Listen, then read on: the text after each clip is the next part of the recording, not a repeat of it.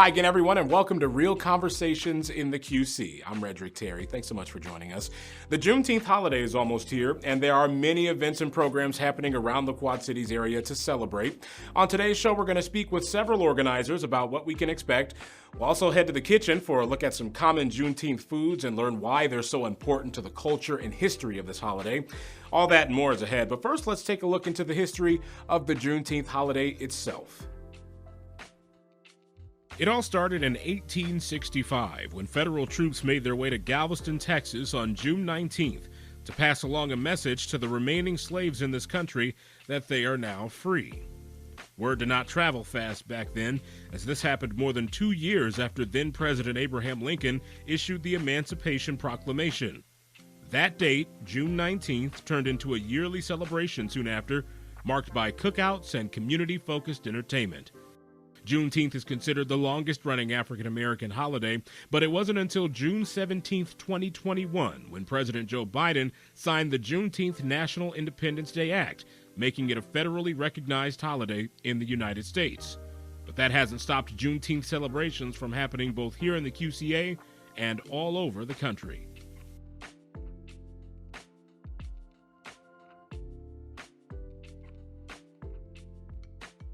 There are many different elements of a Juneteenth celebration, but one of them that you could find at just about every celebration is food. And there is some intentionality when it comes to some of those dishes you might see at those celebrations. Our own Chef Keys, Casey Ross, and Kothi Adams headed to the kitchen to learn the history behind some of the common dishes that are enjoyed during Juneteenth celebrations. Hello everyone, welcome to Real Conversations. I'm sitting here with a cool counterpart, Kothi. Hey, what's going on? Hey Chef Keys, how are you? It's great to be here with you. I'm super cool and I'm happy to talk about one of my favorite holidays, which is Juneteenth. As you see, we have some flags here, have my Juneteenth wear and my pick in my hair. But a lot of people, especially here in the Midwest, aren't familiar with the holiday. Right. Are you? No, and that's one thing that I know, is something that I'm admittedly not, crazy familiar with. It's something I'd love to learn a little more about, and especially with your background in food, and the different colors and dishes that are associated with the holiday. What better person to be sitting with here? You know what? Thank you. I wouldn't call myself an expert, sure, but I am definitely someone who loves this holiday. Just tell me, what do you know about Juneteenth? I don't know a ton. I know it's, of course, the date in 1865, that enslaved people in Texas, learned, hey, the Emancipation Proclamation has been signed and they're free. I know, the last couple years it's gaining in popularity, but that's really about all I know. And I know as it gets, more, I don't want to say mainstream popular, but as we learn more about the holiday, I'm finding little things, but that's kind of the extent of my knowledge. To be completely honest, we can say mainstream because it is. It was just declared a federal holiday, last year? Or I think 21. Yeah, so you're going on not even 2 years yet. Absolutely. Yeah. And you know what? That in itself, since it's new, it gives us an opportunity to learn more or to learn together. Sure. Because growing up, I didn't celebrate Juneteenth. It wasn't until I went to college and started to learn more about my own culture independently that I implemented this in my family. Sure.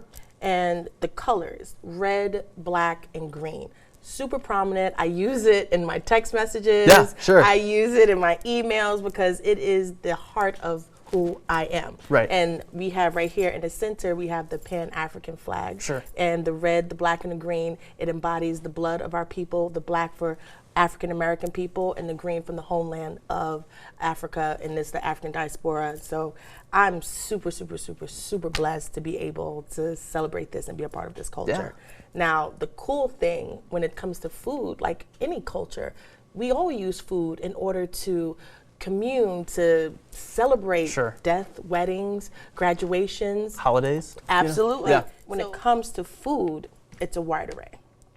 What's some of your favorite dishes? Oh, so I'm pretty basic in terms of dishes. I love, like cheeseburgers. I love, any sort of cheeseburger. I will joke with people that anything a toddler would eat, I would eat. Cheeseburgers, chicken tenders. I know some toddlers don't like tacos, but I'll go for those. Spaghetti. So a lot of my dishes are kind of basic, if you will. What are some of the dishes that you think, or not think, that were, very popular within the different Juneteenth celebrations? So within that are? Juneteenth, it depends on the family. Just like Sure. every family has their own version of salsa, because I know you said that you're Black and Mexican. Yeah, yep. Every family celebrates Juneteenth differently. Sure. I have a segment where I talk about what I ate on New Year's. So we can have the same foods. What would be black eyed peas, collard greens, red velvet cake to Right. symbolize the red and the Pan-African flag. Sure. Or we can have seafood depending on where your family is from, like Low Country of South Carolina or Sure. Galveston, since that is a coastal area in Texas. They may have fried catfish Right. or shrimp or things like that. So Sure.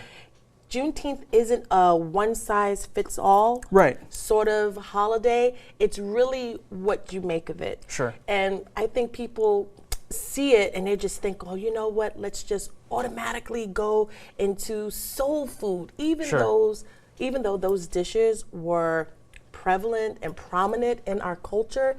That is not how everyone celebrates. Sure. I just really wanted to get that out. Yeah, absolutely. But what do you think about the cake? I think it looks delicious, and I know I've been waiting for the opportunity to dig into it.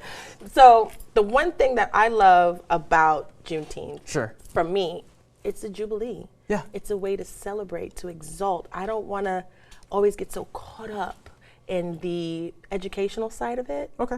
I want to remember, of course, remembrance, have reverence for Sure. my people, but I want to be able to have fun and to let our hair down and to remember and to feel free. Sure, absolutely. Like my shirt I says love free. that. Yeah, absolutely, absolutely.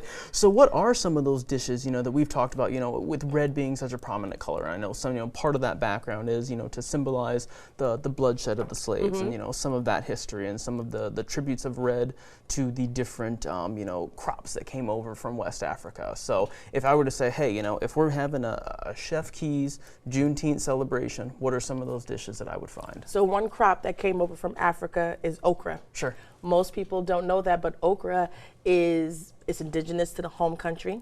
You can make soups, stews. It's a thickener. It's a delicious vegetable. It has so many antioxidants and properties that's nutritious and healthy for you. It's good, right? That's delicious.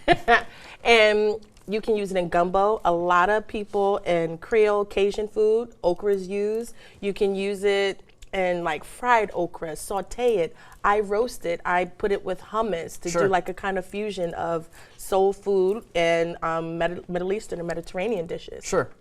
It's versatile, but okra gets a bad name because it's slimy. Right.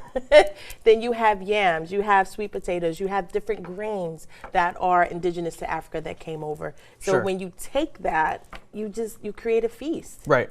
And different ports, let's say Brazil, you have vataba, you have like the black eyed pea fritter, you have other different fish cakes, and let's say alu or puff puff, which is like a Nigerian sort of like beignet. Sure.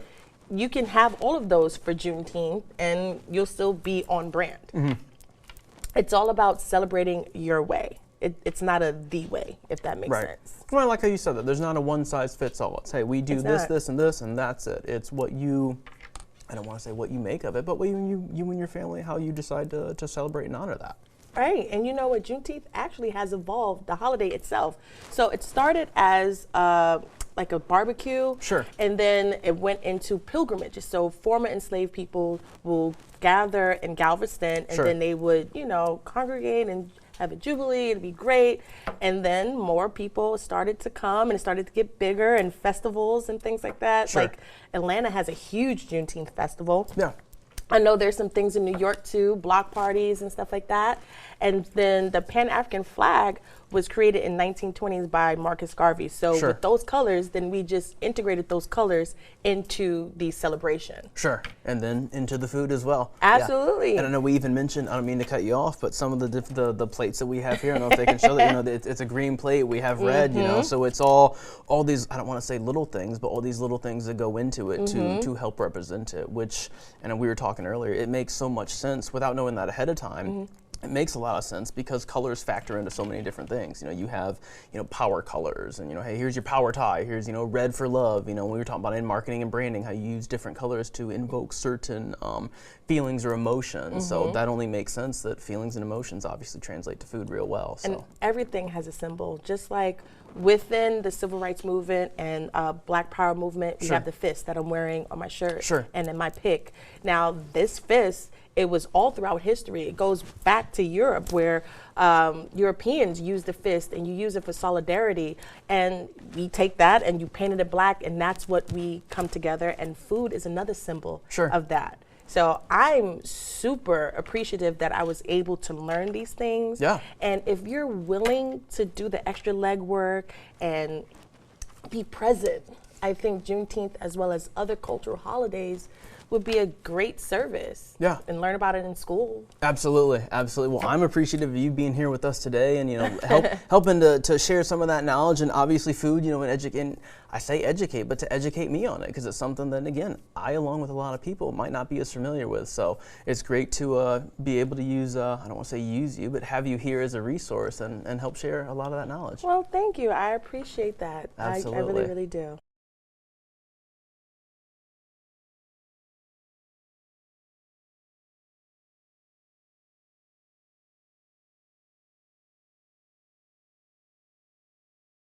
Let's talk about some of the events happening around the QCA around Juneteenth. You have many chances to celebrate. Two of those chances are centered around movies and music, all made possible by Black entertainers. Our Evan Denton has the details. Representation for African American people is very important because it's the way the world sees us. A couple of new events are coming to the Quad Cities for Juneteenth, including the Black Film Festival. The films will provide insight and knowledge just into the way that Black filmmakers, independents see their art, see their craft, and see the world.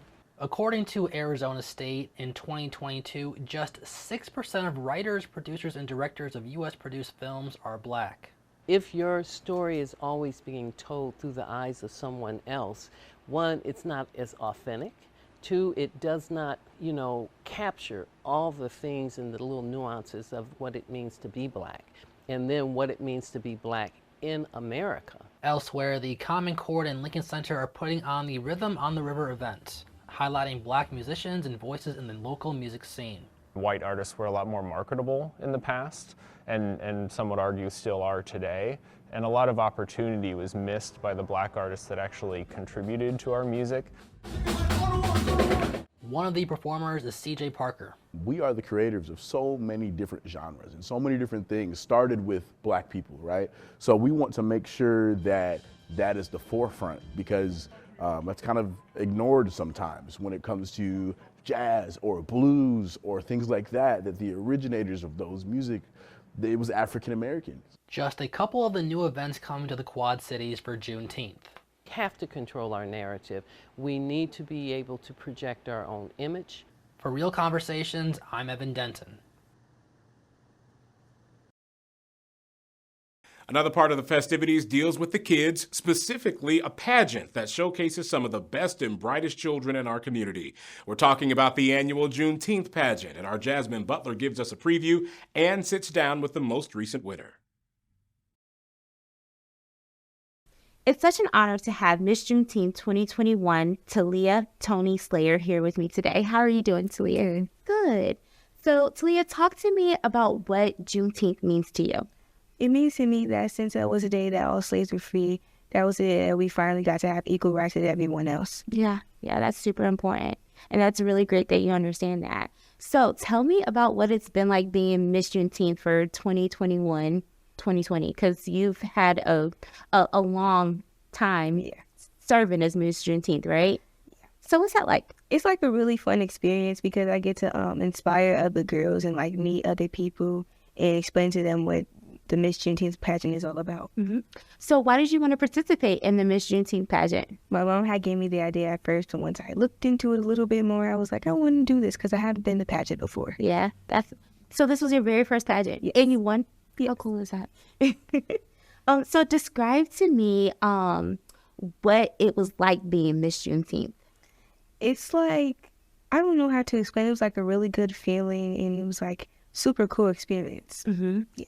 So you've been pretty busy these past couple years. You participated in the Martin Luther King Family Fun Day, and you also participated in the Quad Cities Black Expo. What were those events like? The Martin Luther King Day was really fun. I got to ride in that car, and I got to throw candy to the community and get a whole bunch of compliments from everyone. It was just like super cool. And then for the Black Expo, I got to sign up other little girls and meet other people and tell them about the pageant. So you've gotten a few girls signed up to participate in this year's pageant, right? How cool is that? And you get to see them and meet them. So yeah, that's exciting. So on June 17th, you are going to be passing your crown to the next Miss Juneteenth. How does that make you feel? It makes me feel like super happy because I get to have another little girl experience what I felt when I first won. Yeah, that's super exciting. So for those current Miss Juneteenth or who are going to be participating in the pageant, do you have, and they might be watching, do you have any words of advice for them? I would say be confident, believe in yourself, because at first when I had first joined, I was like, I don't know if I'm going to wear it or not. But once we got more into the pageant, I was like, I think I got this. Yeah, and I'm sure you got to meet new friends too. Yep. Yeah, that's super exciting. Well, I can't wait to see you at the Lincoln Center on June 17th and to watch you pass your crown along and say your farewells. You've done a really excellent job. So super proud of you and good luck in everything that you do. Thank you. Thank you for joining me, Talia. You're welcome.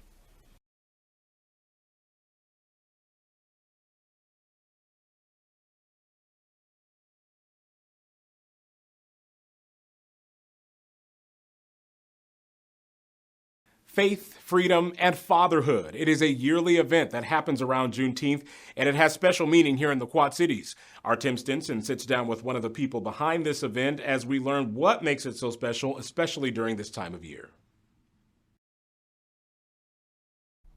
Pastor Kirk. Yes.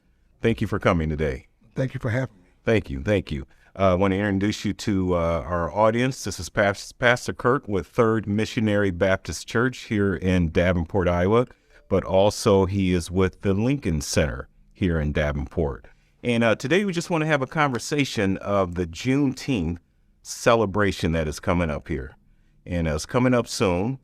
And I think it's going to be a great celebration. I've kind of seen what's going on here, what's going to be happening. But before we get into what the celebration is all about, for our audience, could you explain a little bit about Juneteenth?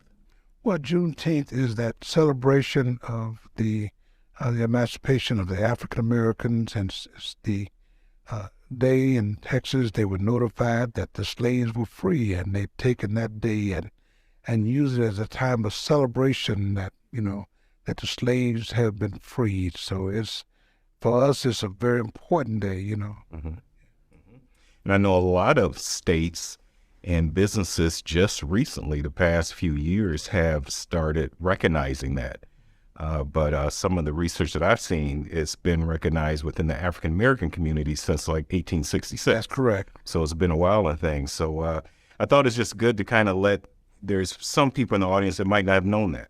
So I appreciate you sharing that with us. And it's strange that, say we've been doing it ever since 18, I guess the exact date.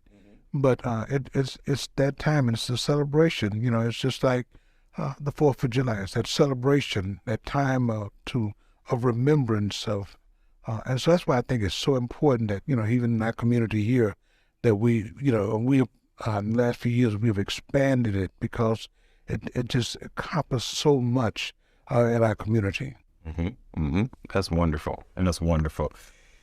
Let me ask you about the celebration itself. Talk to me about what the Lincoln Center has planned for everybody, when this is taking place, the date that it's taking place. And I know the time is between, my notes are right, between 2 and 5, but explain a little bit what's going to be going on here at the celebration. Well, the Juneteenth it's a celebration period. It goes not only that it's that whole entire weekend, but at the center itself is going to be a lot of vendors. There's going to be a lot of entertainment. There's going to be a lot of speakers. a lot of display of black art, just all of that's going to be going on that entire week. Artists that in our community, whether it's music, whether it's dance, they're going to be on display. On that Sunday, we're going to do what we call freedom, faith, and fatherhood. Okay. And again, we just started. We just took this over last year, and man, it was awesome. It was awesome.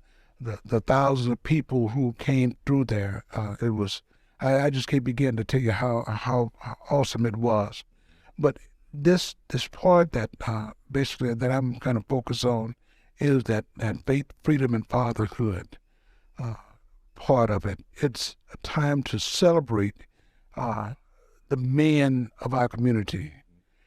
For so many times, as you know, that in our community, we the African American man has gotten such a negative rap. What you see about them on the news a lot of times is a lot of negative. They're being arrested, or the killing, and all of this stuff.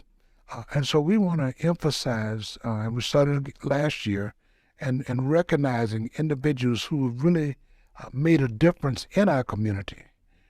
We took individuals who had been deceased, Jethro Cribbs, those kind of Reverend Zeddy McDowell and Robert Couch and Clyde Mayfield. We recognize them because of the work that they have done in our community, not only in regards to civil rights, but also working with the young men.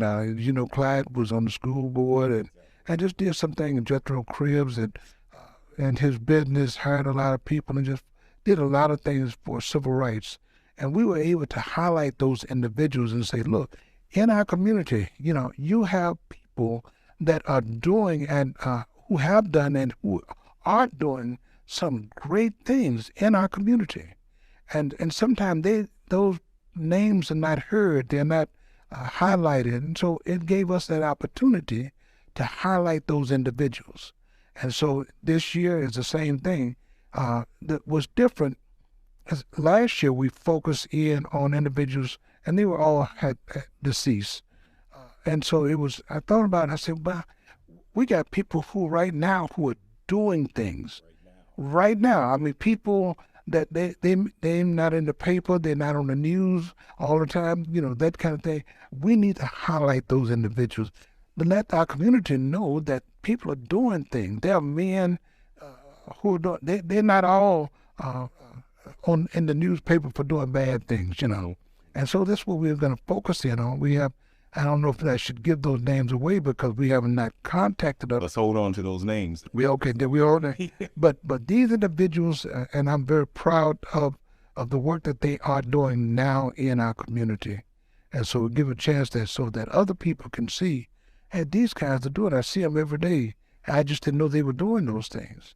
It gives a chance to recognize those individuals. Well, I think that's the key that you talked about, because a lot of times we recognize individuals after they've gone. Right.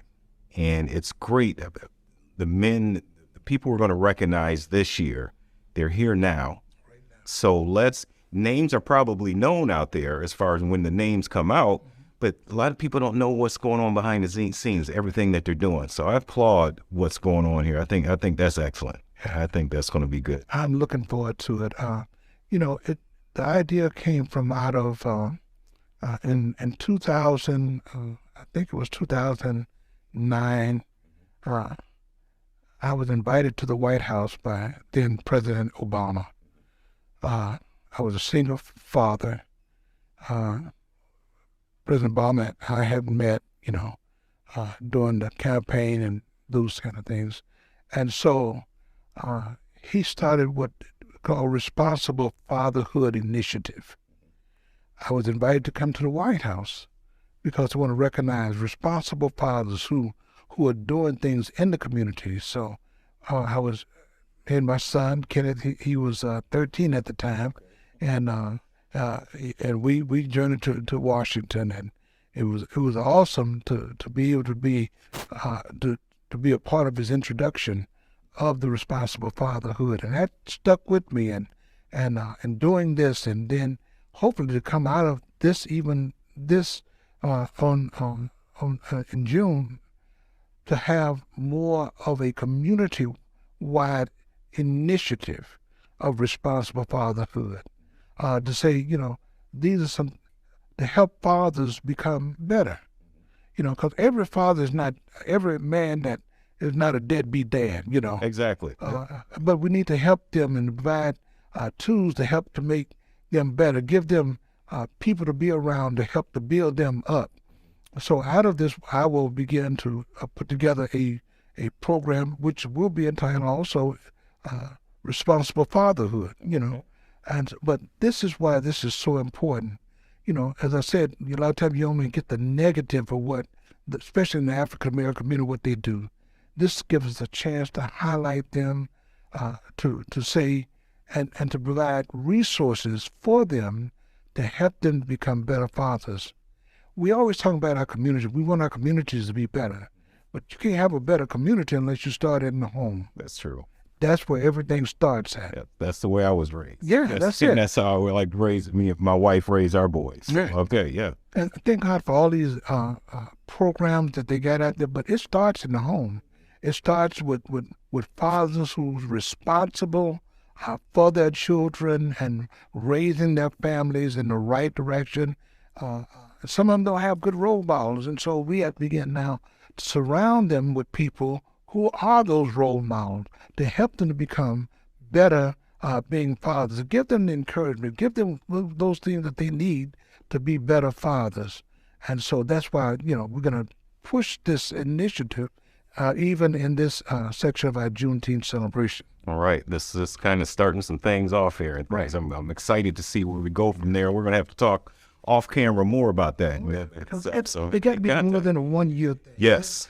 Just to celebrate 1 year and then everything go back to normal. Right. We have to push this every day. Right. About fatherhood, responsibilities of the father. Mm-hmm. All right, I see it.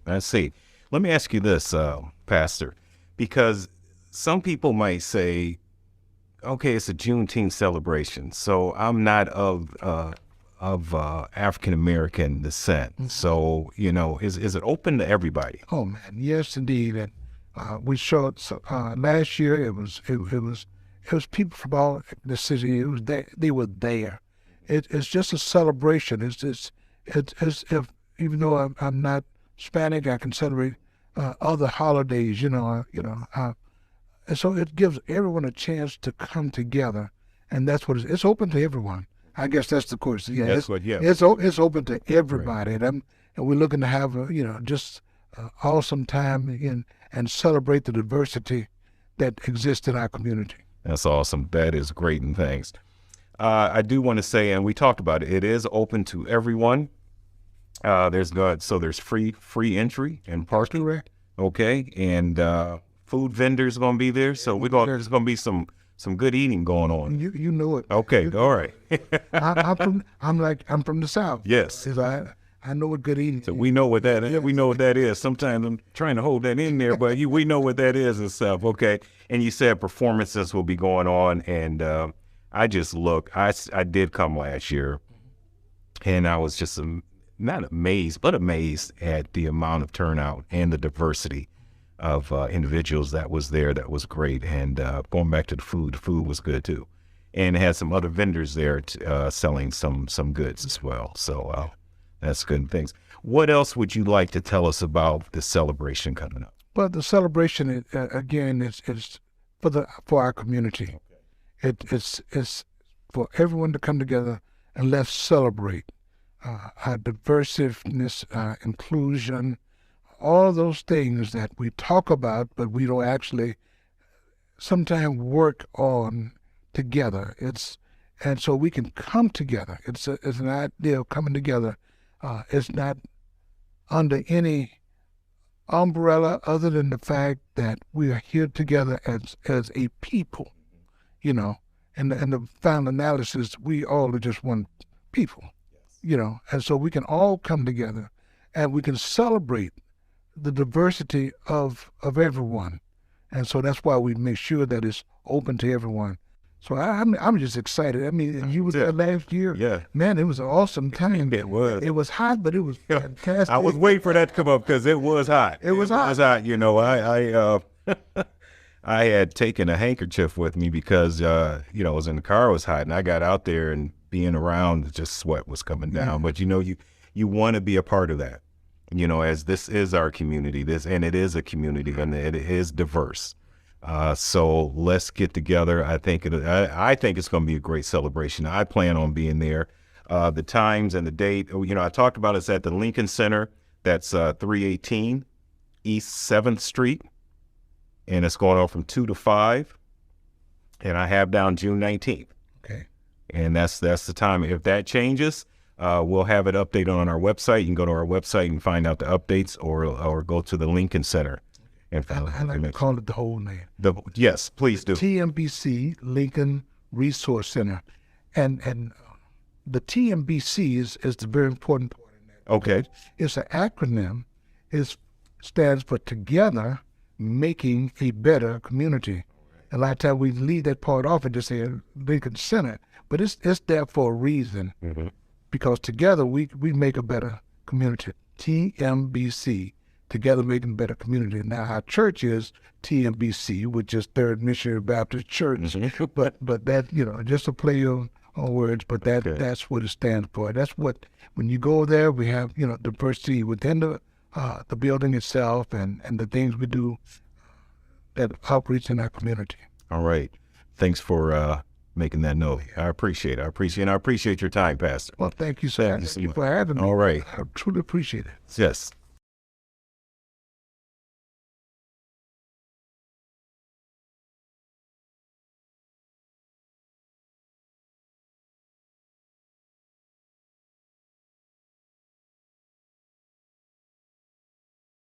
Our Juneteenth Winkit here in the Quad Cities will end with a special celebration happening at the Lincoln Center. For more on that, we're going to sit down with two of the people behind this event that will cap off what they hope will be a special weekend of festivities. The annual Quad City Juneteenth Festival is returning to the Quad Cities this year. It's a partnership between Friends of MLK and the Lincoln Center. And here to talk more about that event is Tracy Singleton and Brian Sadler. Thank you both for being here. Thanks for having us. Of course, a very exciting time. So let's talk about this event and the history it has here in the Quad Cities. Yeah, so I'm not a native of the Quad Cities. Tracy is, but we've been doing the event for the past 7 years, and going back and forth with other organizers that did this previously. We're thinking maybe it was brought back in the 80s, but there is evidence to support around the turn of the century that there were Freedom Day celebrations taking place here in the Quad Cities. Yeah, it's really incredible. And so Friends of MLK puts us on the Lincoln Center Partners and does this as well. Tell us about that partnership and how it all works. It's worked out really good. So prior to the Lincoln Center opening and hosting Juneteenth celebration there, I was festival organizer for Friends of MLK. So it was just a smooth transition to be able to not only organize it while I'm at work, but also to host it there. We have always had that goal for the Lincoln Center to be the hub for the African-American community. So for us to be able to host the Juneteenth celebration there and have people there celebrating it just falls right in line with our mission for our community. So how's this grown over time, even in the short time that Lincoln Center and MLK have kind of partnered in doing this? So what have we seen in terms of growth in this event? We've seen really considerable growth, especially when we talk about post-pandemic, opening back up the community after George Floyd and things.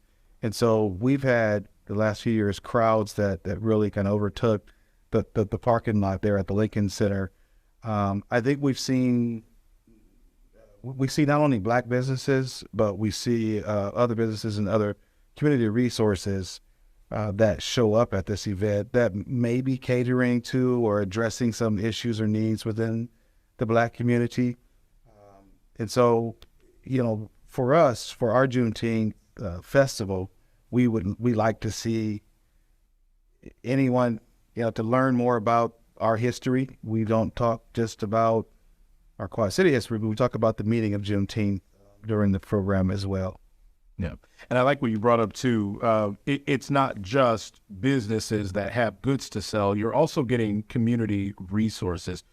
What are those type of things? What do they look like? And how does that help people go? I think it just adds another element. It adds another layer of the engagement that you can get while you're there. So people like the blood center and the hospital, and they're there to give out information because they know that there's a target population there that needs to know certain things. And so we're glad that they're there and that they're sharing this information. But as Ryan said, I know they're also going to leave knowing something they didn't know when they came there that day. So what can we expect this year?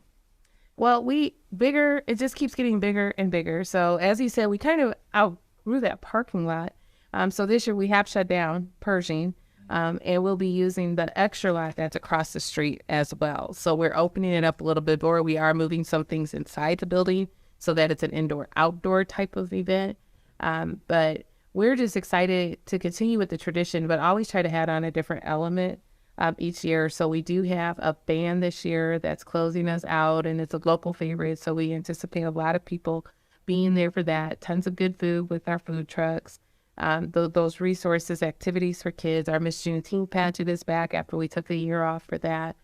So it will be a full day. The day always goes by really fast. And although it's a lot of work, it does go by really fast. Yes. Looking forward to it. Why is it important to have an event like this here in the Quad Cities and to keep it going after all this time? I think it's important for us to reflect on our history and not shy away from the history of our country. And Juneteenth is one of those reminder moments. While we talk about the celebration of Juneteenth, I think I sometimes have a hard time saying celebrate when the story, which most people don't realize, of Juneteenth comes to be from the fact that President Abraham Lincoln signed the proclamation, Emancipation Proclamation, that was to take effect January 1 of 1863. Yet 2.5 years later, June 19th of 1865, Union soldiers rolled into Galveston, Texas to announce for the first time that the war is over.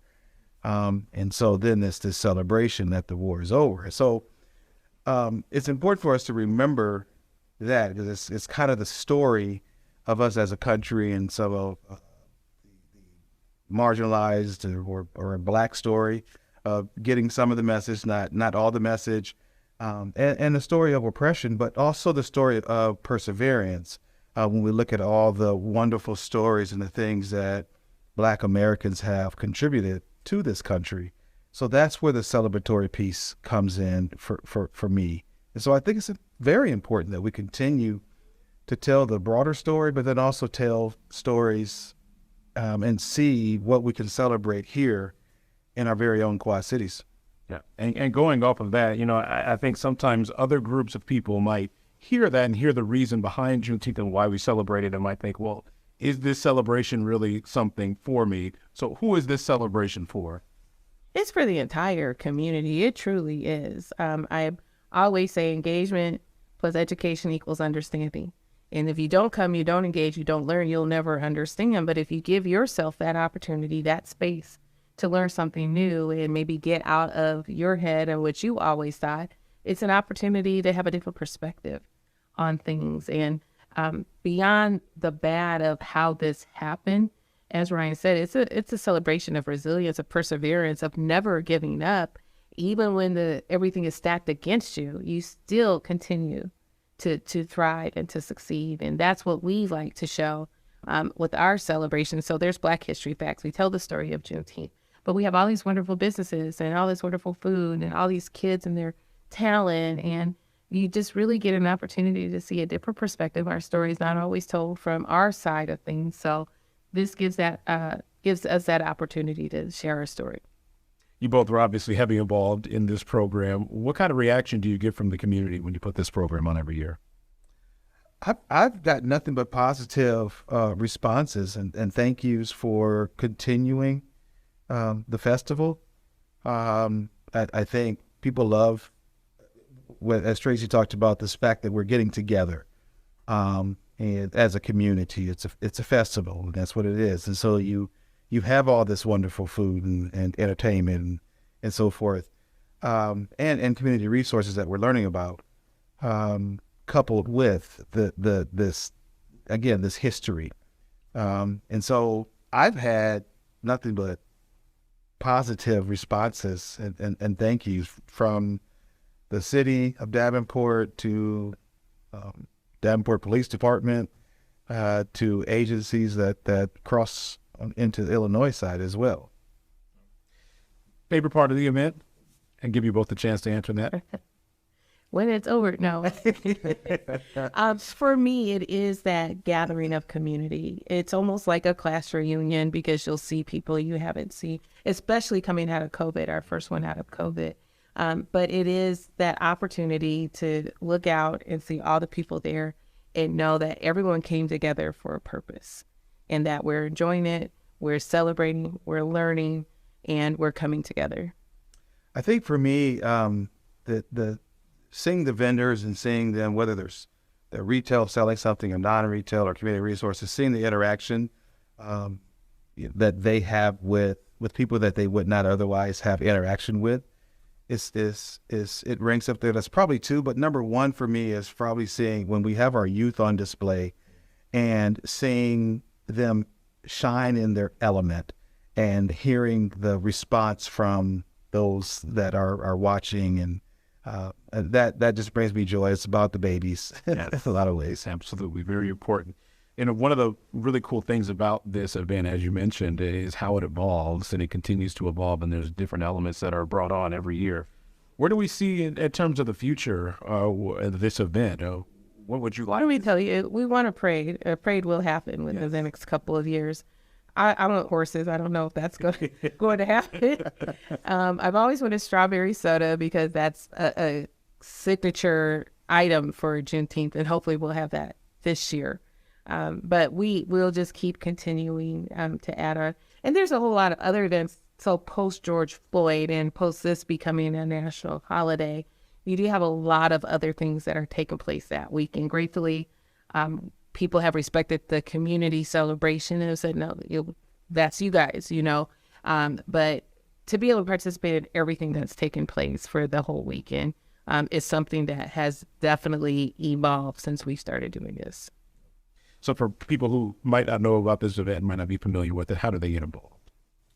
Well, on our website, www.fomlk.com, and there's a tab that takes you right to the annual Juneteenth Festival. Individuals are able to sign up to be a vendor or to volunteer. I'll get that information and follow up with them. Otherwise, show up on Saturday, June 17th at the Lincoln Center anytime between 11 and I'll say show up by 4, because I think the band goes on at 3. So show up by 3. But there's going to be different things going on. Tracy, as festival organizer, does a lot the day to keep people entertained and to keep the action going forth. So I would say contact us that way or just show up. Absolutely. We're looking forward to it. Thanks so much for the time, Ryan and Tracy. Good luck with this event. Thank you.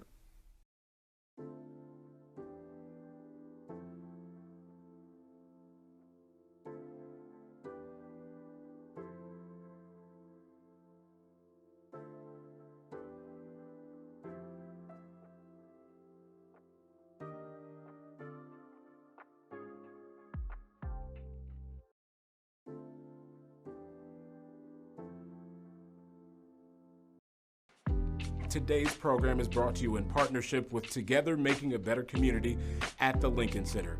TMBC at the Lincoln Center is the hub for resources and events and programs in the African American community in the Quad Cities. To hear more about what they've got going on over at the Lincoln Center, you can visit their Facebook page, TMBC at the Lincoln Center.